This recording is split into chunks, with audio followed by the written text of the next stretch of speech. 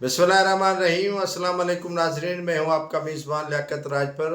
नाजरीन, एक मरतबा फिर सिंध में सैलाब का खदशा दिखाया गया है और अंदेशा यही है कि 2022 से ज़्यादा सैलाब होगा। लेकिन क्या कहना सिंध सरकार का, क्या कहना मुराद अली शाह का, कि जिन्हें परवाह तक नहीं है कि सिंध में सैलाब आ रहा है या सैलाब से आने से पहले वो रास्ते क्लियर कर दें, यहाँ से जो सैलाब का पानी है, रेला है, वो गुजर जाएगा। लेकिन 2022 के सैलाब में जो आपने देखा कि नुकसान कितना हुआ और कितनी तबाही बर्बादी हुई, लेकिन टस से मस न हुई सिंध हुकूमत। कई इलाके डूब गए, कई शहर हस्ती से मिट गए और कई जो देहात से वो डूब गए। माल मवेशी ख़त्म हो गई, स्कूल दफ्तर सारे डूब गए। लेकिन साई सरकार को उसकी परवाह तक नहीं है। साई सरकार को इंदिया भी दिया गया सुप्रीम कोर्ट की जानिब से।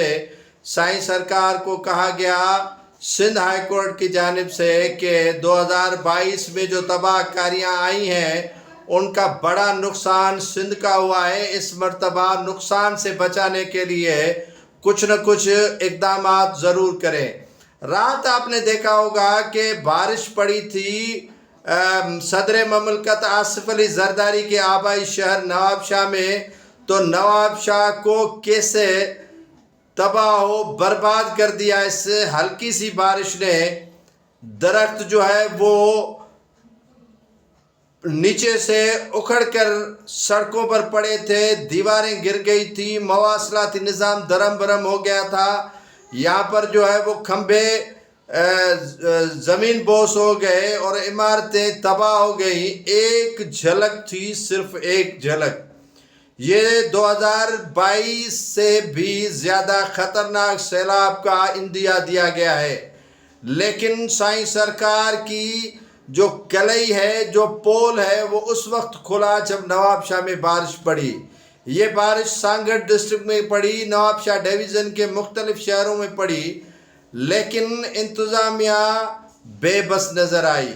बारिश इतनी तेज़ और तूफ़ान के साथ आई कि सब कुछ बहा कर ले गई और कई उसमें अमवात भी हुए। ये सिर्फ एक टेलर था। काफ़ी नदी नाले जो तुग़यानी का सबब बनती हैं उनकी भल सफाई ताहाल नहीं हो सकी है। नहरों में शिकाब पड़ते हैं, उनकी पुश्तें आज भी कमज़ोर हैं। सदर आसिफ अली जरदारी ने एक इजलास किया था मुराद अली शाह के साथ, उसके बाद कोई अता पता नहीं है। हालिया दिनों में बिलावल भुट्टो जरदारी ने पीपल्स पार्टी पार्लियामानी पार्टी बोर्ड का जो इजलास कह लें या पार्लियामानी पार्टी की सिंध के इजलास कह लें, उसमें जो खिताब किया वो सिर्फ मुराद अली शाह को बचाने के लिए किया। किसी MPA MNA मिनिस्टर को सख्ती से तंबीह नहीं की कि आप अपने अपने इलाकों में जाएं और वहाँ की नहरों की कंडीशन देखें। आप जो है वो जहाँ से नाले गुजर गए हैं बारिश के पानी की, उनकी देखें कि पुश्तें मजबूत हैं कि नहीं है।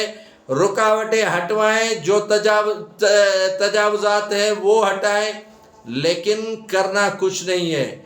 ये जब कुदरती जो है वो आफात आएंगी, कुदरती तौर पर जब बारिशें ज़्यादा पड़ेंगी, तभी ये उठेंगे और इमदाद के इंतज़ार करेंगे कि कहीं बाहर से इमदाद आए और इन्हें वो इमदाद मिले।